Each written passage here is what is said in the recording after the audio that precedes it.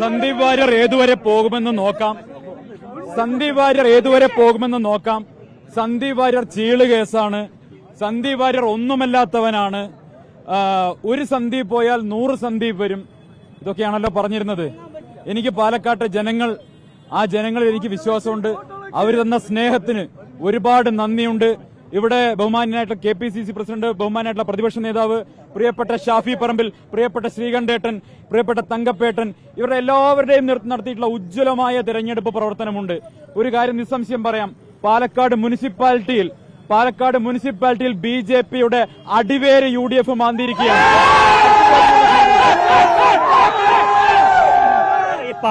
പാലക്കാട് നഗരസഭയിലുണ്ട്. ഞാൻ പറഞ്ഞല്ലോ സന്ദീപ് വാര്യർ ഒന്നുമല്ലാത്തവനാണ്. സന്ദീപ് വാര്യർ ചീള് കേസാണ്. ഒരു സന്ദീപ് പോയാൽ 100 സന്ദീപ് വരും. മനസ്സിലായല്ലോ? ഇത് മുഴുവൻ ഞാൻ ആദ്യത്തെ പത്രസമ്മേളനത്തിൽ പറഞ്ഞൊരു കാര്യമുണ്ട്. ഇവര് വഞ്ചിച്ചിരിക്കുന്നത് ബലിദാനികളെയാണ്. ഇതിന്റെ ഉത്തരവാദിത്തം, ഈ പരാജയത്തിന്റെ ഉത്തരവാദിത്തം സുരേന്ദ്രനാണ്. സുരേന്ദ്രൻ രാജിവെക്കാതെ, സുരേന്ദ്രൻ പുറത്തു പോകാതെ BJP എന്ന രാഷ്ട്രീയ പ്രസ്ഥാനം കേരളത്തിൽ രക്ഷപ്പെടാൻ പോകുന്നില്ല. പക്ഷെ ഞാൻ ആഗ്രഹിക്കുന്നത് അയാളെ രാജിവെക്കണ്ടെന്നാ. നഗരസഭയിൽ ഇപ്പോൾ UDF ഉണ്ടാക്കിയിരിക്കുന്ന മുന്നേറ്റം സന്ദീപ് എഫക്റ്റാണോ? എന്താ സംശയം?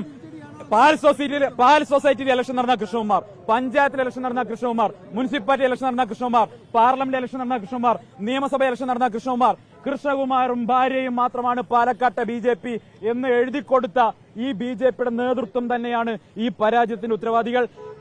സുരേന്ദ്രനെയും അദ്ദേഹത്തിന്റെ സംഘാംഗങ്ങളെയും മാരാർജിമെന്ന് അടിച്ച് പുറത്താക്കി ചാണകവെള്ളം തെളിച്ച് ശുദ്ധീകരിക്കാതെ ആ പാർട്ടി കേരളത്തിൽ രക്ഷപ്പെടാൻ പോകുന്നു.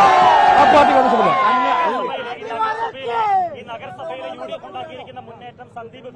ഞാൻ ഒരിക്കലും പറയില്ല.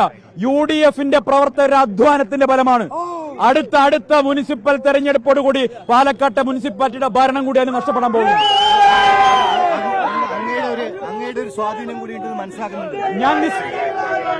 ഞാൻ നിസ്സാരക്കാരനാണ്.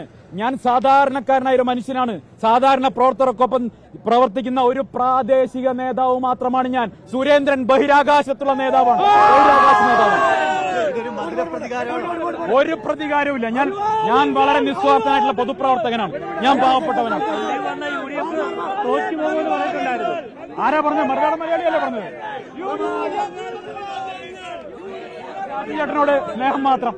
പക്ഷെ അദ്ദേഹത്തിന്റെ വാർത്തകളെല്ലാം കണ്ടിരുന്നു. അദ്ദേഹത്തിന്റെ സ്നേഹം മാത്രം.